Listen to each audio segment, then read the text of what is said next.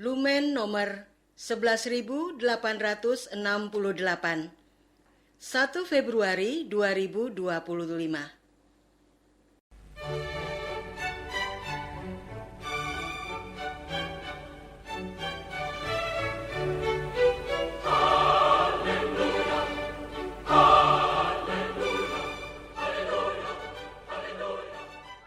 Saudara pendengar di segenap penjuru tanah air, selamat bergabung dengan Lumen Indonesia. Lumen Indonesia, siap melayani Anda setiap hari. Saudara terkasih, marilah kita bersatu dalam Tuhan kita Yesus Kristus yang tidak berubah dahulu, sekarang, dan selama-lamanya. Allah Sang Maha Rahim mengasihi dan menerima sebagaimana adanya kita. Allah Bapa kita di surga senantiasa bersedia menolong, menghibur, dan meneguhkan kita dalam menghadapi segala permasalahan hidup sehari-hari.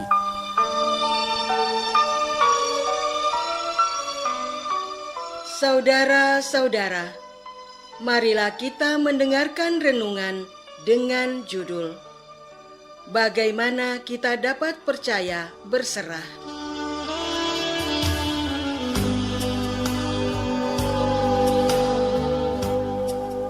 Yang berdasarkan pada Injil Markus bab 4 ayat 37 sampai 38. Lalu mengamuklah taufan yang sangat dahsyat dan ombak menyembur masuk ke dalam perahu, sehingga perahu itu mulai penuh dengan air. Waktu itu Yesus sedang tidur di buritan. Maka murid-muridnya membangunkan dia dan berkata kepadanya, "Guru, engkau tidak peduli kalau kita binasa?"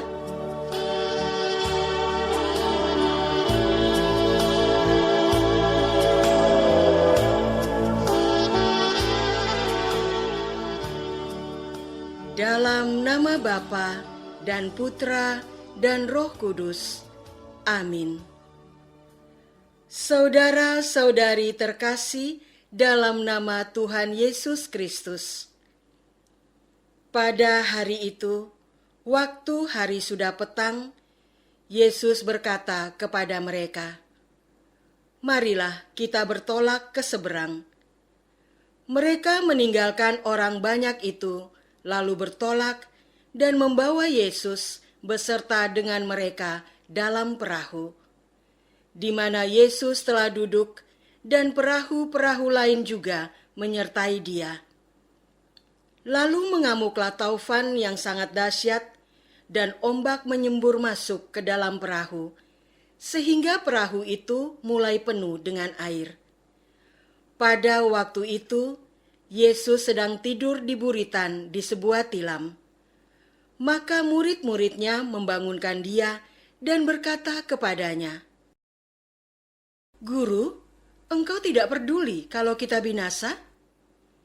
Ia pun bangun, menghardik angin itu, dan berkata kepada danau itu, "Diam, tenanglah." Lalu angin itu reda, dan danau itu menjadi teduh sekali. Lalu ia berkata kepada mereka, "Mengapa kamu begitu takut? Kamu tidak percaya?" Mereka menjadi sangat takut dan berkata seorang kepada yang lain, "Siapa gerangan orang ini, sehingga angin dan danau pun taat kepadanya?" Saudara-saudari terkasih, pada waktu situasi hidup tenang tanpa masalah, para rasul dapat dengan mudah untuk langsung mengikuti perintah Yesus. Demikian juga yang kita alami. Bukankah saat liburan Natal dan Tahun Baru bulan lalu, kita pun mampu secara lancar menjalankan aktivitas hidup harian dengan rasa damai, karena kita tidak dikejar oleh tuntutan dan batas waktu penyelesaian tugas. Namun berbeda halnya, manakala situasi hidup berbahaya, di mana para rasul menjadi takut, berusaha sendiri untuk mencari solusi yang dapat menyelamatkan diri dan tidak lagi percaya berserah kepada penyelenggaraan Tuhan. Pun demikianlah kita saat menghadapi situasi hidup yang tidak sesuai dengan kesiapan dan kebiasaan. Otak kita menafsirkannya sebagai ancaman dan segera mencari pemecahan masalah agar hidup kembali terasa nyaman. Hal tersebut terasa begitu wajar sampai kita lupa untuk percaya. Saudara-saudari terkasih, firman Tuhan pada hari ini tidak hanya dimuat dalam Injil Markus saja, melainkan juga dalam Injil Lukas bab 1 ayat 69 sampai 75.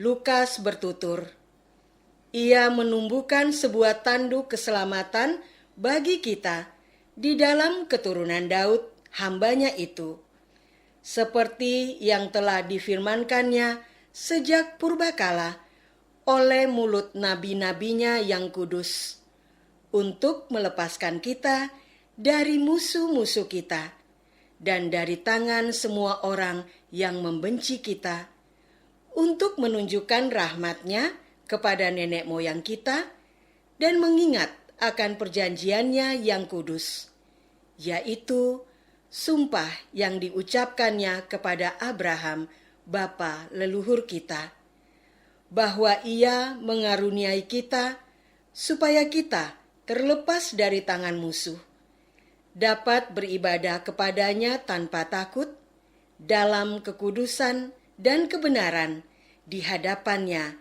seumur hidup kita." Firman dalam Injil Lukas menegaskan bahwa Tuhan Yesus adalah jalan keselamatan sejati. Saat kita menghadapi situasi hidup yang berbeda dengan ekspektasi, kita perlu menyadari reaksi refleks berupa perasaan tidak nyaman dan otak yang mengambil alih kendali jiwa untuk mencari pemecahan masalah dengan mengandalkan kekuatan duniawi.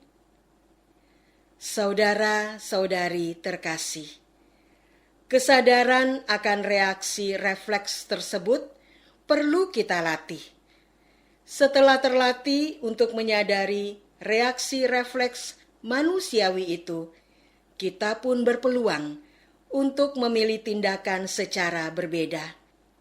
Alih-alih langsung bersegera untuk mencari solusi, kita perlu menarik diri dari sumber pemicu agar kita mampu menarik nafas panjang, teratur untuk melepaskan ketegangan dan kembali percaya berserah kepada penyelenggaraan Tuhan.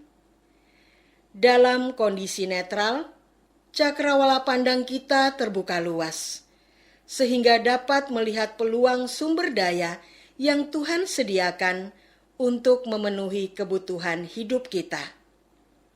Demikian terus kita berlatih dari waktu ke waktu seumur hidup. Dengan begitu, kita menjadi murid Yesus yang mengikuti jejak jalan salib-Nya dalam menghadapi ancaman maut, menerobos rintangan, dan membuka pintu keselamatan kebangkitan jiwa. Jadi, bagaimana agar kita dapat percaya berserah? Bagaimana Yesus melatih kesadaran dirinya? Apakah dengan jujur mengakui emosi negatif, lalu menarik diri untuk berdoa kepada Bapa seperti di Taman Getsemani?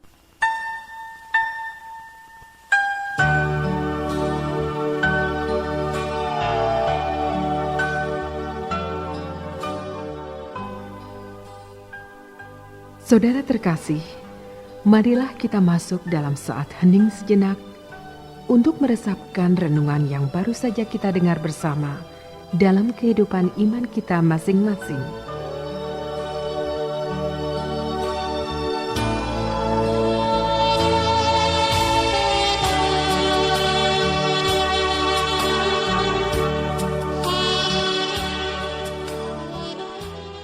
Maukah saya melatih kesadaran diri?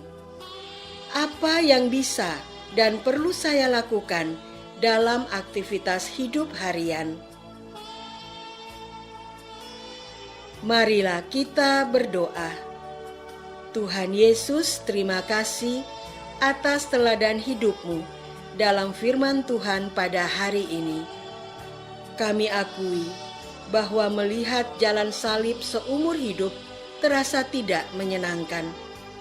Melalui tarikan nafas dalam, kami mohon kekuatan. Biarlah melalui hembusan nafas panjang, kami pun Kau mampukan untuk melepaskan kelekatan pada rasa nyaman dan ketakutan akan derita. Kami mau belajar memanggul salib sepenuh hati. Amin. Semoga kita semua selalu dinaungi dan dibimbing oleh berkat Allah yang Maha Kuasa, Bapa dan Putra dan Roh Kudus. Amin.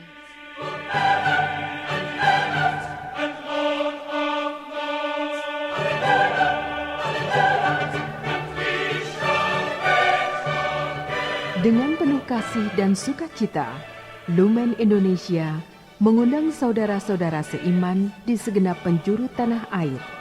Sekiranya ada tanggapan ataupun saran, kirimkan surat Anda ke Lumen Indonesia. Terima kasih atas perhatian Anda. Sampai berjumpa lagi dengan Lumen Indonesia pada waktu dan gelombang yang sama esok hari.